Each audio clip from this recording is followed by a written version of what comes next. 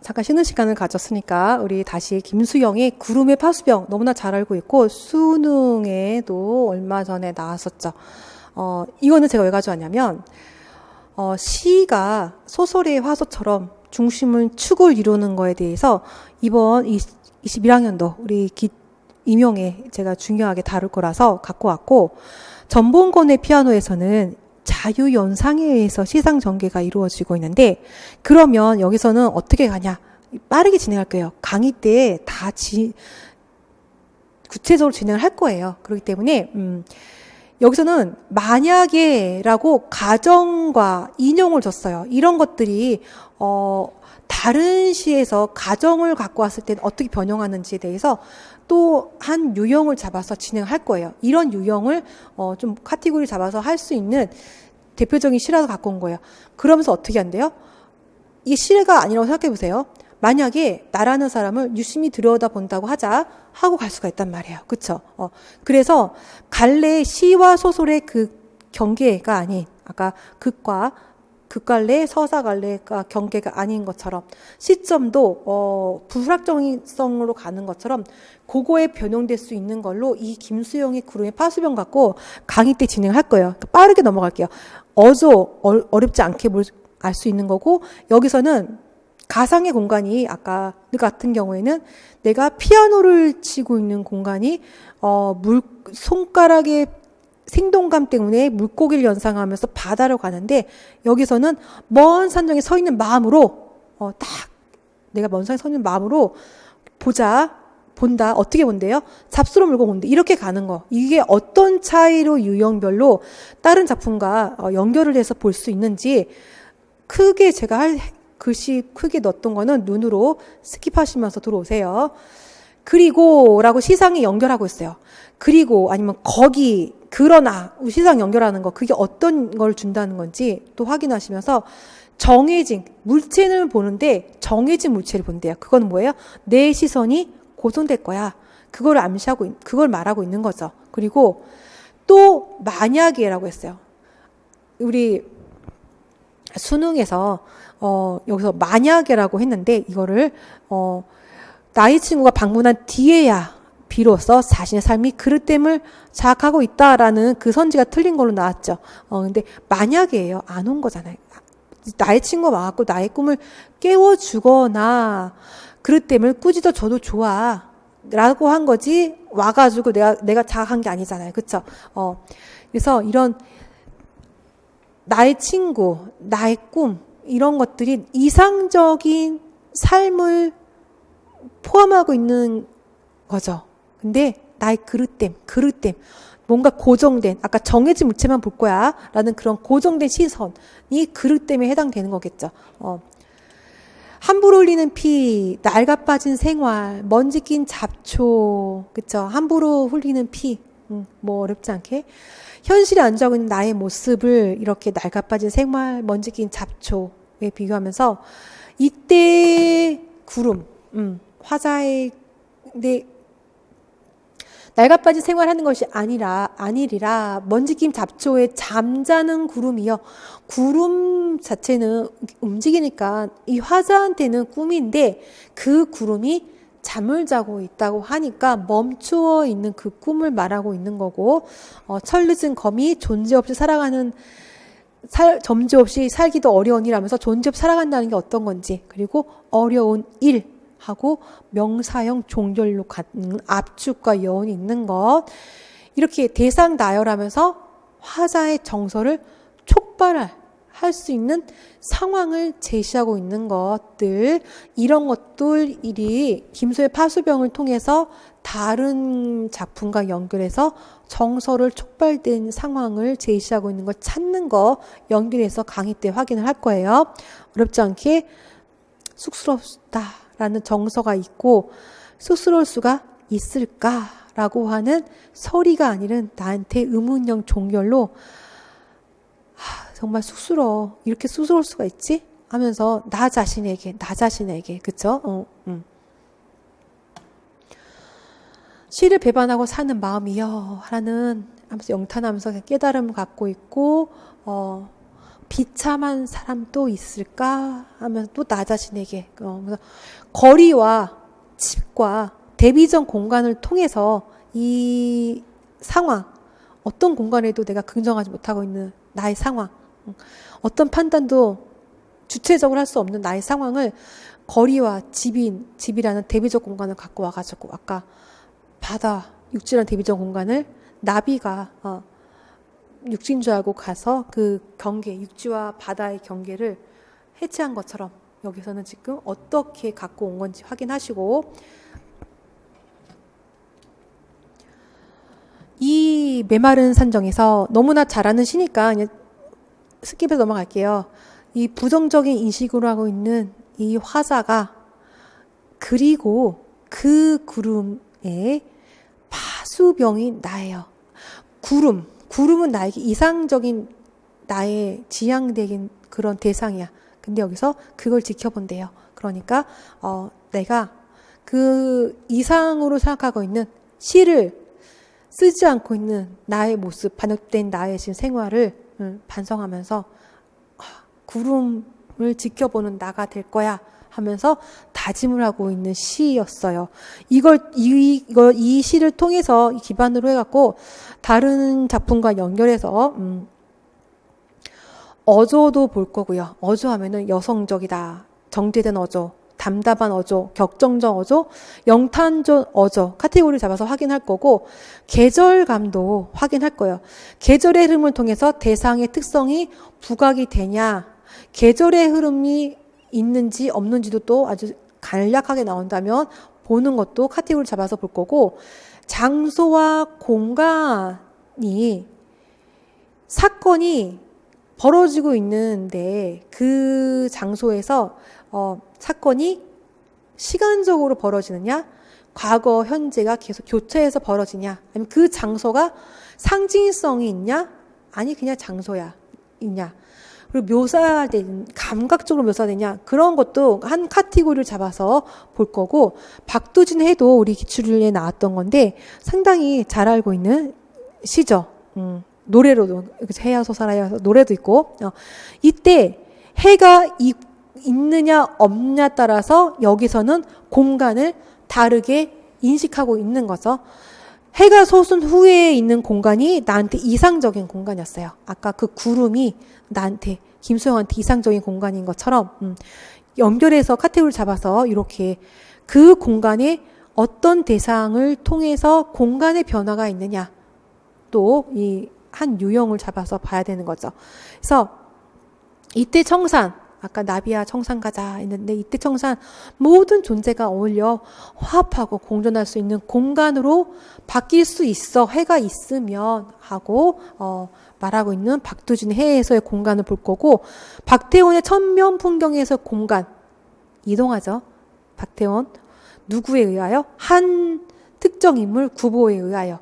특정 인물의 내면을 공간에 따라서 이동하는 거에 따라서 보여주는 것도 서수상 특징으로 쓸 수 있는 중요한 거고, 백석의 남신, 의주, 유동, 박씨, 봉, 방 해가지고 이 방의 의미도 확인하는, 이것도 기출이 나왔던 거죠. 편지 봉투에, 요즘에 편지를 잘 안 써서 좀 생소할 수도 있겠죠. 등기에 붙인다고 생각해요. 등기는 많이 붙이니까. 발신인 주소를 이렇게 쓴 거예요. 내가 여기서 보내는 거야, 여기서 가는 거야, 편지가 라고. 발신이 수신인이 아니라 발신, 여기서 가는 거, 보내는 거, 이거예요. 그래서 남신, 의주, 유동에 사는 박시봉 집에서 라는 뜻을 갖고 있는 공간, 이렇게 다시 공간을 활용해서, 그러면서 그 시 내용은 편지의 사연이 되겠죠.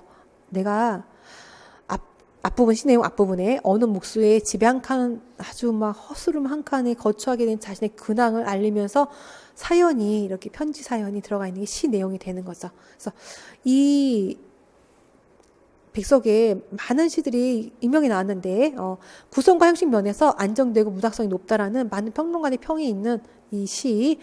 그래서 방은 편지를 보낼 때 세대주 이름 뒤에, 박시봉 세대주 이름 뒤에 붙여서 그 집에 거처하고 있다라는 뜻을 나타내는 거라는 거. 그래서 이때 공간, 어떤 공간을 말해주는지 구체적으로 여기서 이것도 문제 유형을 잡아서 공간 변형, 공간의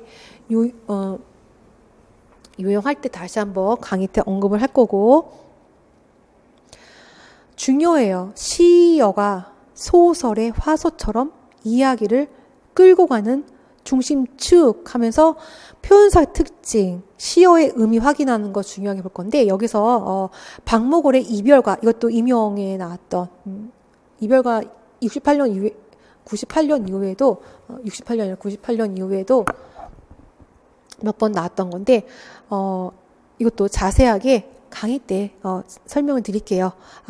이걸 가지고 방금 봤던 카테고리를 가지고 진행을 할 거라는 거 확인하시고, 서술사 특징, 소재 기능, 산문할 때 현대 산문, 고전 산문할 때 중요하게 파악해야 되는 카테고리 한 부분인데, 우리가 김유정 동백 것도 기출에 나왔던 거고 너무나 잘 알죠? 우리나라 사람이면 다 아는 것들, 그쵸?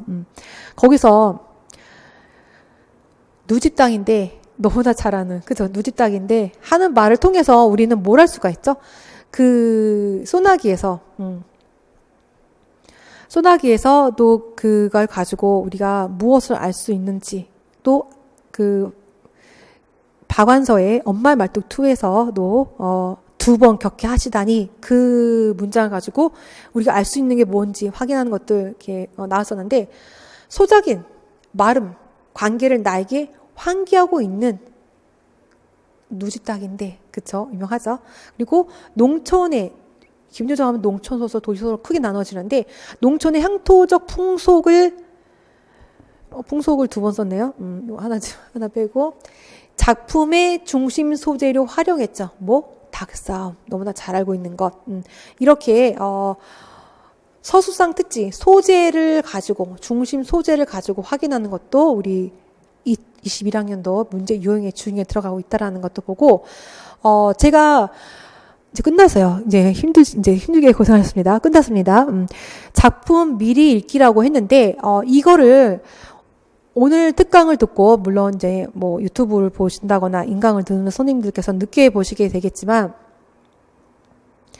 작품을 미리 읽고, 2월 첫째 주 수요일에 오픈하는 강의에서 좀 작품을 읽고 오세요라고 제가 유튜브에 언급을 했죠.